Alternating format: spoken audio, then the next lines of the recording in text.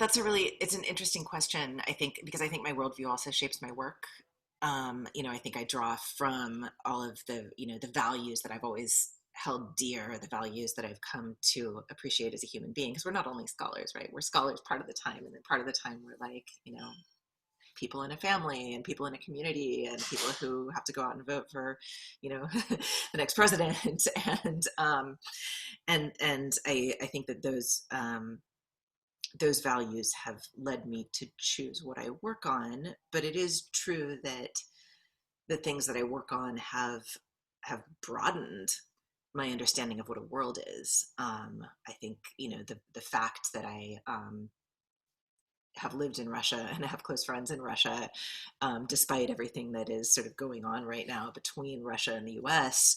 I think it you know my Russia will always be the people that I love there, and that whose work I read and believe in. And I think the more immersed I become in Ukrainian poetry, the more I think about that that condition of having to you know sort of choose the direction that one's society will take. And I think that that's probably affected the way that I think about my own country, right? I was born and raised in California.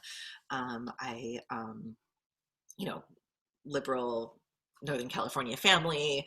I very much grew up with this identity as someone who was sort of a citizen of the world, but an American, but thinking about all things. And so I think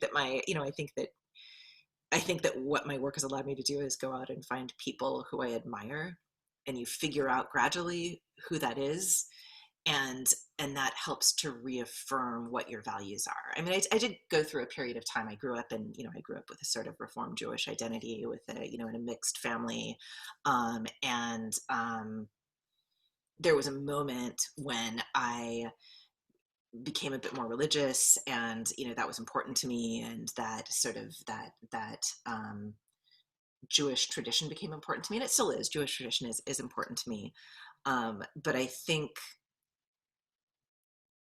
my understanding of what Jewish tradition can mean has been broadened by the people that I've read and studied. And I think that that's helped me as an individual to consider all of the possible ways of being a thoughtful human being, and of thinking about my own background and past. And I think we all need role models for whatever it is we're doing. We especially need role models if we're trying to do something that, maybe we don't see everywhere, right?